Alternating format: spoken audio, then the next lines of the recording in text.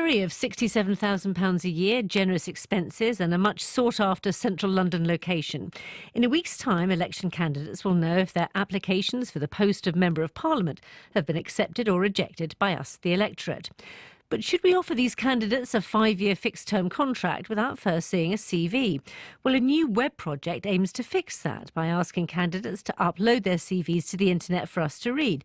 So far, about 500 candidates, or about 13% of those standing, have. Our reporter Chris Vallance has more. The TV election debates. Ed Miliband compared them to a job interview, but for most of us, applying for a job begins not with bombastic music and a debate, but when we submit a CV. So why shouldn't election candidates have to do the same? Francis Irving thinks they should, and he's created a website that asks candidates to post their CVs online for us to read. So I'm an employer myself, and when I get a CV for a programmer to work at my company, I give it more attention than I do for someone who's going to stand for Parliament for me. And I think for such an important job, it's useful for voters to look at what's the background, what did this person do, what are they good at? And a CV is a really kind of good starting point for that. But a sceptic might say there are lies, damned lies and CVs. Well, people lose their jobs for having lied on their CV. I think a candidate who did so would get into trouble later for it. And surely no candidate would be so foolish as to try and massage online information about themselves. You might think that. I couldn't possibly comment. TV villain Francis Urquhart from House of Cards. House of Cards was written by Conservative peer Michael Dobbs, also a former deputy chairman of the party. What would he like to see on a candidate's CV? I would love to see experience at something practical other than politics. I would love to see a set of clear beliefs where they wanted to go and where they wanted to lead us. And above all, I would want to see some evidence of passion. But the CVs candidates had put online weren't doing a very good job of conveying their passion for politics, according to Corinne Mills, author of You're Hired, How to Write a Brilliant CV. There are a variety of mistakes. Where to begin? Where to begin? But I think the interesting thing is how little politics features in their CV.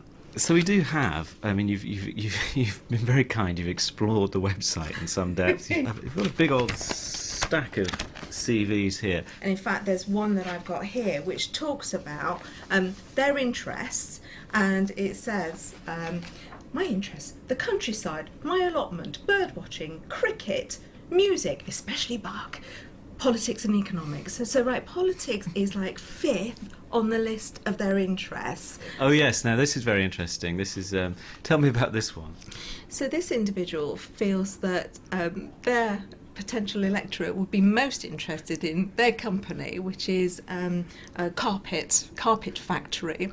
So his CV actually is an outline of the trends and challenges of the carpet industry.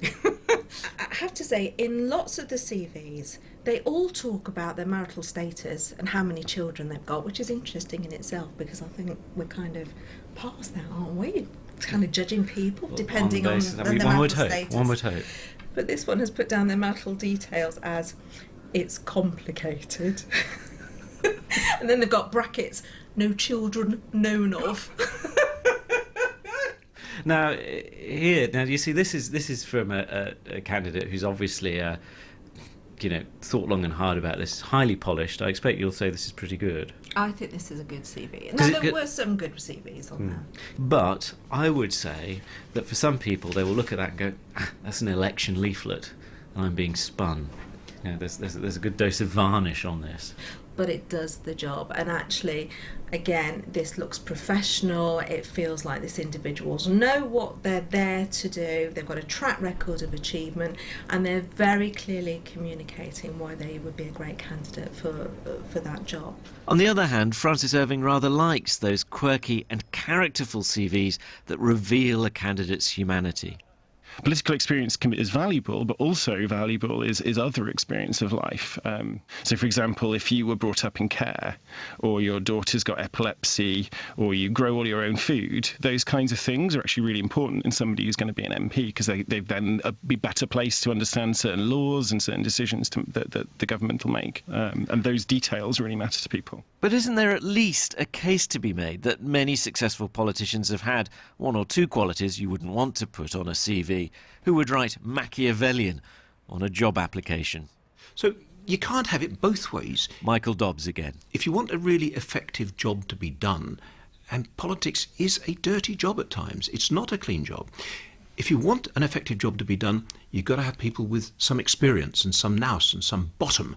And that means they've usually made one or two or several mistakes in their past.